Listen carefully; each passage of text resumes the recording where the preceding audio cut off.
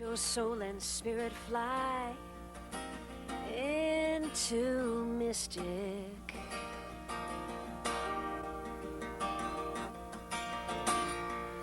Let your soul and spirit fly into mystic. Into mystic. Into mystic. Into mystic. Good evening and welcome back to Mystic Matters. We are the Greater Mystic Chamber of Commerce, and I'm glad to have Tricia Walsh, the new president of the Greater Mystic Chamber of Commerce, and we're going to be changing that all around. Frank's got that going on in the back. Welcome back, Tricia. Thank you, Suzette. It's great to be here. You know, what's going on in downtown Mystic and all of Mystic? Well, right now, we're just wrapping up the conclusion of the bridge work, which will end on April 15th. And it's looking like we're kind of turning the corner towards a more positive outlook for all of downtown, and that's really great. I think so too. Yeah, I was down there a couple of days ago, just to you know. Of course, we're back chairing Josh Lyons and I Art Festival. You are, and yes. So we just kind of getting the feel about where things are going to be going, how it looks before we approach that season. And I got to tell you, downtown is looking beautiful. It is. It really is. And I think we're just on the last phase, I believe, of Streetscape. And can you just kind of give us an update on that, Tricia? We're actually still finishing out phase one, but the other phases are much less of an impact on, they're off of Main Street, and so it should be no disruption to traffic. No intrusive, right. We're finishing off the pocket parks and, get some benches and some nice trash receptacles out there, and looking forward to, beginning of May. Maybe we'll see a big celebration coming from downtown. Yeah. And also, we are open year-round, just to let everybody know, and it's starting to get warmer weather. I know a couple of weeks ago it didn't seem like that, but it's starting to get warmer weather. Just, go for a walk, take your families down there, visit our restaurants, and, of course, our shops. It's great. We do it locally, so I invite you all to come out. So what else? Well, we have a great event coming up, Fusion. Second year we've done this. We partner with the Greater Pawcatuck Westerly Area Chamber of Commerce, and we are proudly sponsored by Valenti Auto Mall and Jira Events. And this event is April 10th at the Velvet Mill in Stonington. Tickets are $40 in advance, $50 at the door. Last year we did sell out, so I encourage you to come to the chamber and purchase a ticket right away. We'll have Sugar, the band is playing, live body art, beer, wine, food tastings. This is an event that is not to be missed. I strongly encourage you to come out and get your ticket and come that night and have a really great time. And for more information? They can visit the Mystic Chamber website, www.mysticchamber.org, or the Greater Westerly Pawcatuck Chamber website. Great. Now listen, so we have a couple of business after hours coming up. We do, and we have a big one coming up at Lawrence Memorial, and that will be joint with the Eastern Chamber of Commerce, the Mystic Chamber of Commerce, and the Greater Pawcatuck Westerly Chamber of Commerce. And so we're expecting a huge turnout for a really fun night to celebrate the anniversary that has just passed for L&M, and we're really looking forward to it. So I think that's a great segue to our next guest. Yes. And so I want to bring back this evening Michael O'Farrell. And I am going to let Michael sort of introduce himself, and I'll tell you the reason why. And Tricia and I and Michael, before the show, we're trying to discuss how long Mystic Matters has been around, and probably Frank Ficini could give us a better handle on that. So we're anywhere between 12 and 18 years. This is what we suspect, because long ago Michael had a different job, and so he's going to tap in a little bit about that, and that's when we first met. But he co-hosted many times, sat in this seat where Tricia Walsh is now to help us out, and he did a fantastic job. So, really, he's not new to Mystic Matters. So, Michael O'Farrell, welcome back. Thank you. It's good to be back. I mean, the chair feels just like I left it. Well, we warmed it up for you. I appreciate it. I will say, and I've said this before, I get more comments about being on this show than anything. Yes. I mean, that includes national TV hits, anything. But,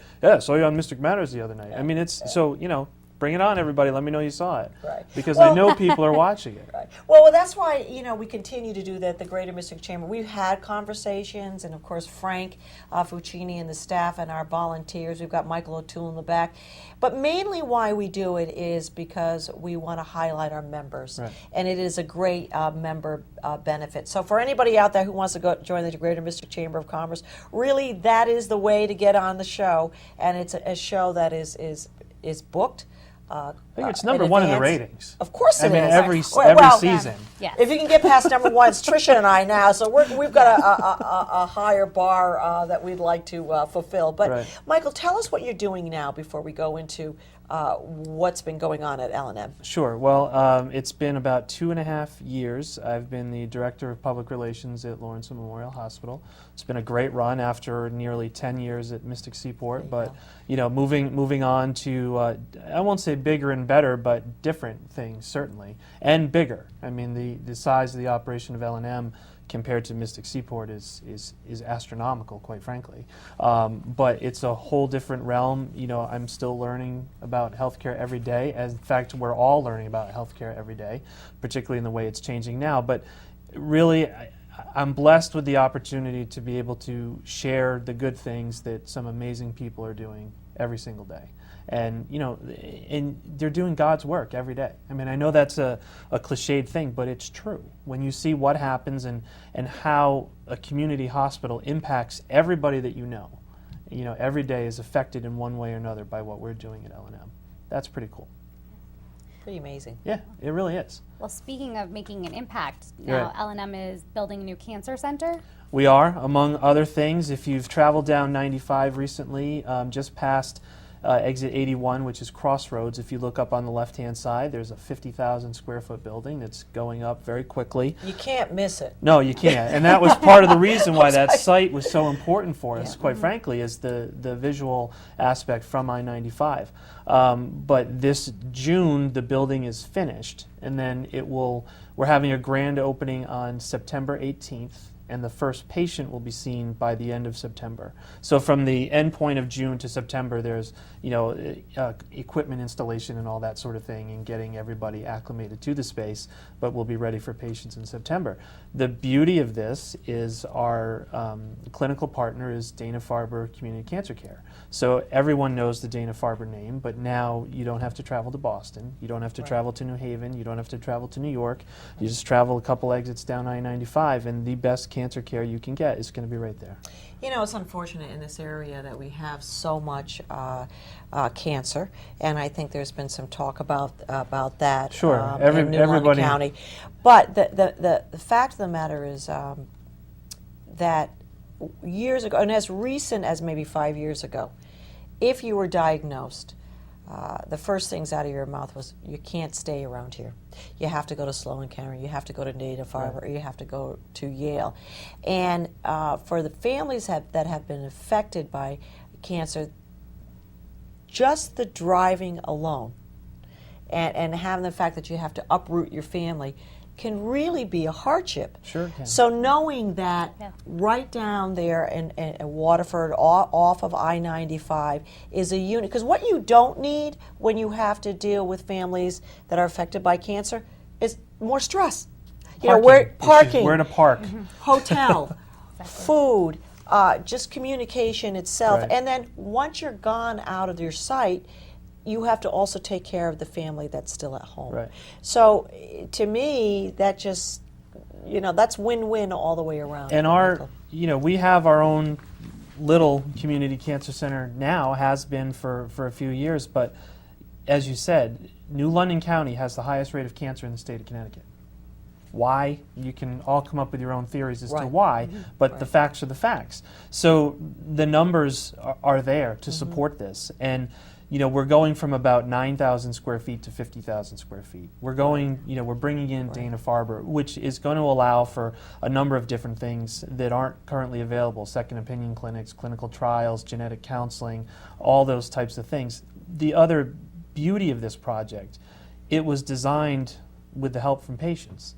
So people that have gone through this process that say it's really important to have natural light. It's really important to have art on the walls. It's really important for all these different elements. Those have all been incorporated into the building.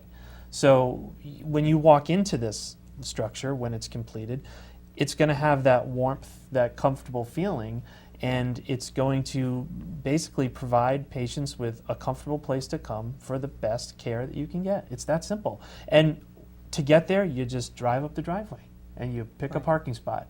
You know, you're not in a 4-story garage where you've got to pay X amount And walk. and then, you know, worry about what you're bringing in or where you're going. You just drive up and walk in.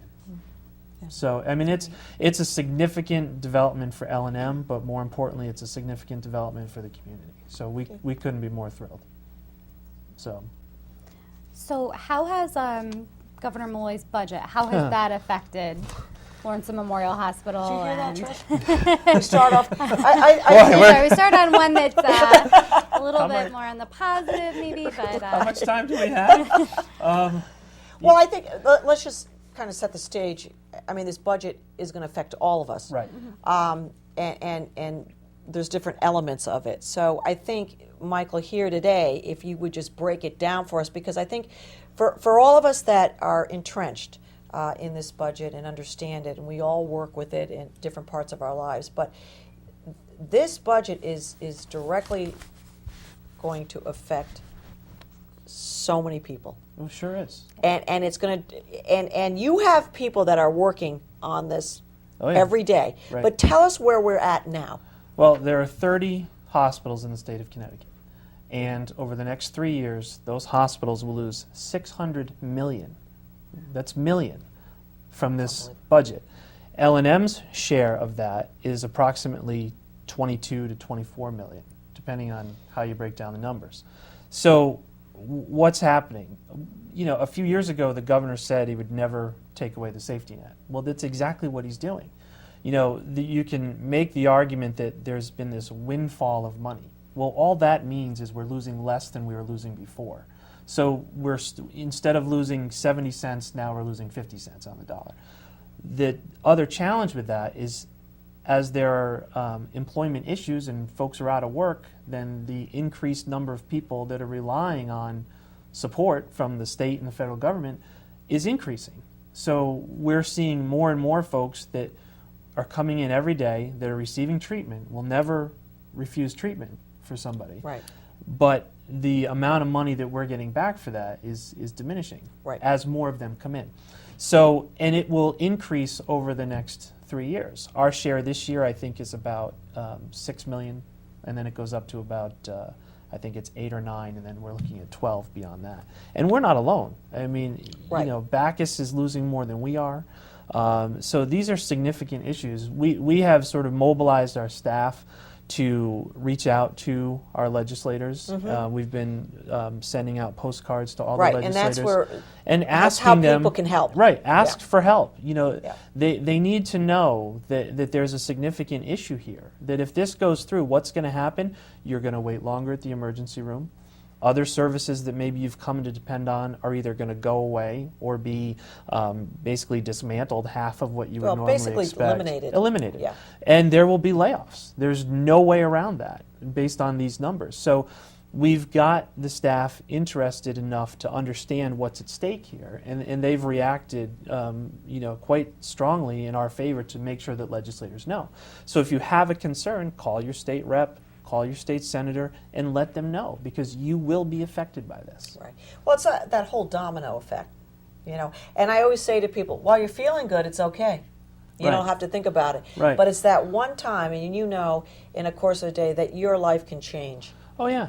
in just a day's time. You know, we see it all the time. You know, we've had our fair share of weather situations recently, right? So what happens is, when some of the clinics or the doctor's offices are closed, the influx of traffic into the emergency department is amazing, because people, you know, have something very simple and they think they need immediate attention, so they come in. And these are folks that don't have primary care providers, so they're using the emergency room as their primary care facility, and that's, you know, part of the gridlock here too. So when you've got that already happening, and you've got other things that are going to happen because of these cutbacks, you go into the emergency room and expect a significant length of time while you're waiting for something to happen. The fact is, the state is in a very delicate financial situation. Everybody acknowledges that. But at the same time, the solution that's being proposed is taking away from those that need it the most. That's our concern. Well, years ago, and Tricia, you probably still remember this as well, you would be able, if you got sick, you got a cold, or you had strep throat, or you thought you would just call your doctor. And that, I guess, right now is called your primary doctor, but really it would be just your doctor. And then that doctor would assess the situation and handle it right now. So the talk out there, and what, just to break it down into simplifying some of the reality, is now the word out there is, okay, if you have a sore throat, don't call your doctor, just go to the emergency room. Right. Because You don't have a doctor. you don't have a doctor. Right. Or if you do have a doctor, it's a wait, and you're suffering now. You've got the strep throat, you need the antibiotics, and you need to get that swabbed. Right. So you need it now to get the culture, Yes. right? Yeah. So, the word is, don't bother to call your doctor. Go to the emergency room. Well, guess what? Everybody else is going. Everybody's doing the same thing. Same thing. So, that's to put it in the reality. And with the cuts, it's going to. If you think waiting at the emergency room, because there's going to be other emergencies coming in while you're there, is going to be a 2-hour wait. There's another thing coming. The fact is, we want our legislators to make an informed decision. And we want them to understand what really is in the budget and how it's going to affect people. And we've been able to do that with our staff, and we need the community to do the same thing, to let them know that L&M employs approximately 3,000 people. Most people that you come across in this area either have somebody in their family or know somebody who works at L&M. Well, that person, depending on their situation and where they are, may not have a job when this is all done. I mean, it's that significant. So we need people to sort of come together and make sure that those who are making the decision are aware of all the potential implications. Right, and that also trickles down to business. Right. If these people don't have a job, then our businesses aren't going to have, these people shopping in their Exactly. stores or using any kind of their services. So, And there's no, we acknowledge that the state is in a difficult spot, and we've done some things to help alleviate that. But now we need everybody to sort of stand together and help us out. okay. Can we go back to good news? Yes. Yes. Well, why don't you tell us what's happening with the Westerly Hospital and Lawrence Memorial and the changes that are coming up with that? Basically, I think Michael is an upbeat person. Well, yeah. So, and this This is a good thing. This is a good This thing. is a good thing. Yes. Well, this is a very good thing, and all we can hope for now is, quite frankly, that this becomes a good thing. Yeah. We are in legislative review right now. This process has been going on for quite some time. L&M and Westerly pretty much share the same community. We're all connected, and there's been a lot of discussion. It goes back into the 90s of the two organizations trying to get together. Then it didn't work. Then conversation started about 1.5 years, 2 years ago, and then Westerly filed for receivership. So we decided that, yes, this was of interest to us, trying to acquire a small nonprofit community hospital and keep it that way, quite frankly. So we got involved. We were named the stalking horse bidder. Our sale was approved, and now it sits in regulatory review in Providence. That hopefully will be coming to an end soon with an approval, and we can move forward. But again, while this is a very good thing for the community, what we're dealing with now is the sense of uncertainty and figuring out when is this going to happen, when is it going to be blessed, because the folks in the community need to know that their hospital is going to be there. And it is going to be there under L&M, but we just need to get to that point. We've come so far, and we're right there, and we just got to get over that last hurdle, and that's where the state is right now. So we're hoping that approval comes soon, that we can close soon, and that we can get on with establishing credibility again, at Westerly Hospital, and bringing that organization back to the place where it's been in the past. It's always provided great care. It's been in significant financial difficulty. There's already been some positive changes for that, and we know that we can impact that even more to make sure that if you live in 02891 or 06379 and you choose to go to Westerly, that hospital is going to be there for you. But from what I understand too, and it's just like any merge or any acquisition or anything like that. When you first get into that, it's always the unknown. Right. But now I think everybody's sort of playing nice in the sandbox. Well, it has been, from the start, because I think So we have to dispel that. You know, Right, that's what I'm trying the- to say. I- We have to say, look, we're trying to help here. the benefit of L&M acquiring Westerly is that Westerly stays as a nonprofit community hospital. What does that mean? It means that everybody that goes there gets care. If Westerly is taken over by a for-profit hospital or for-profit corporation that buys a hospital to then flip it in a few years, the results could be disastrous. Right. So, we have made specific commitments as part of the agreement. The hospital will stay a hospital for at least 5 years. So there's all sorts of rumors that Westerly is going to become like Pequot. It's not. It can't, because quite frankly, we don't have the space in New London to absorb the inpatient at Westerly to come over to New London to turn it into a glorified Pequot. Not going to happen. It just can't. So there's a lot of talk out there about certain things, but rest assured that hospital will continue to be the hospital that has served people, quite frankly, longer than L&M's been in existence. And I think, Michael, you coming on the show, especially a Mystic-based show, I think to dispel a lot of these rumors really helps. Right. Because, what we read and what's out there on either any one of the patches or any one of the local newspapers or the radios or whatever, there's just a little bit, there's a lot of information, but what you walk away with, because you're not in the crux of all of Right. the talk, that, you walk away with a little bit of these rumors. Well, and so it helps, Right.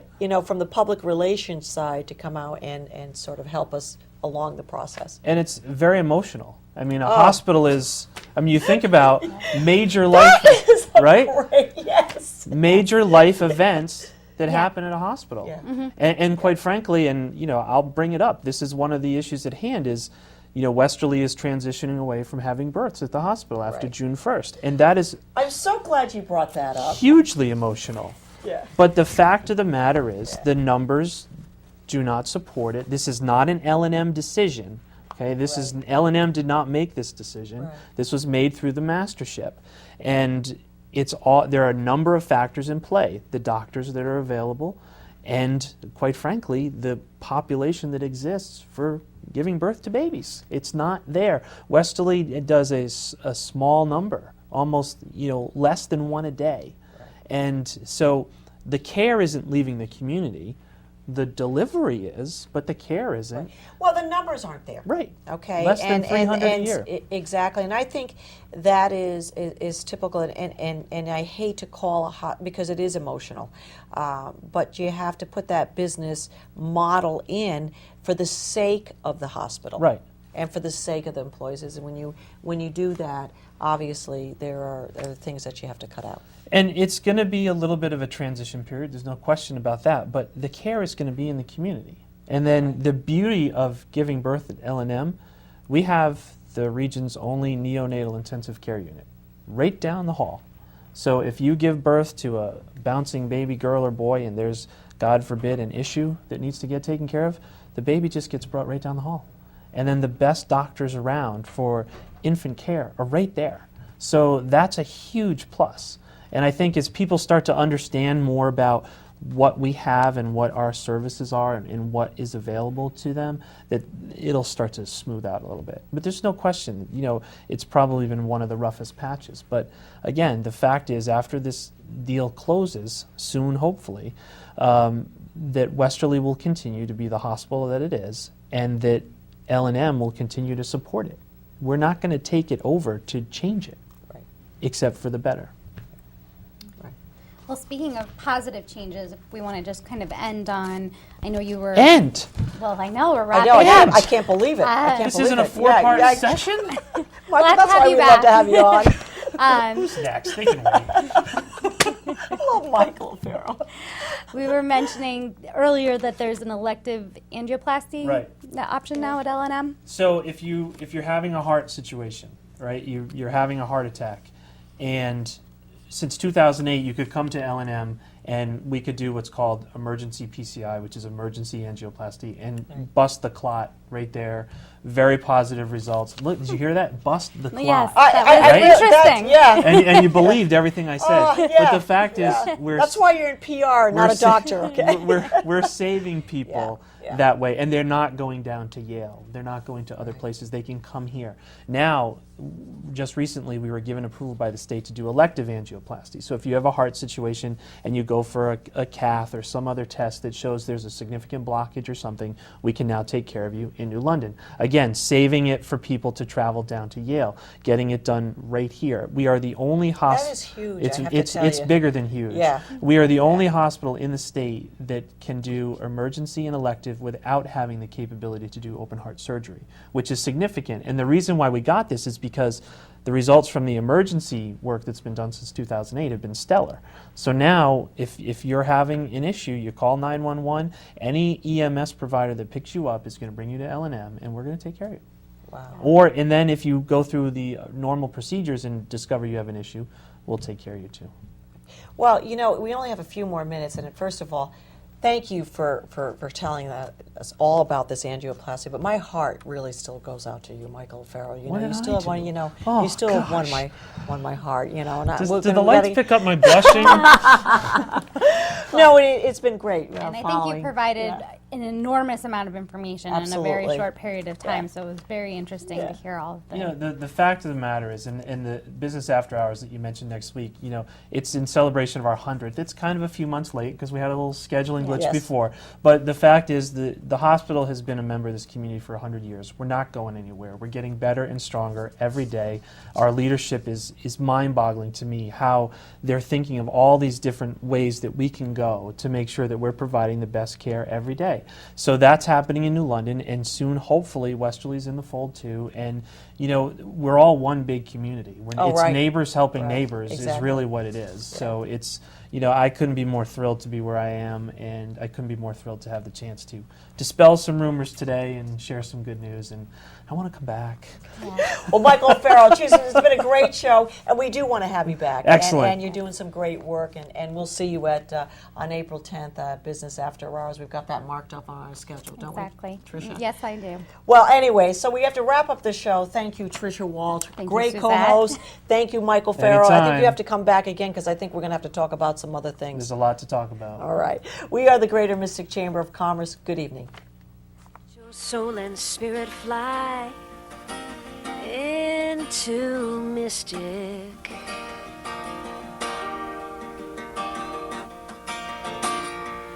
Let your soul and spirit fly into mystic.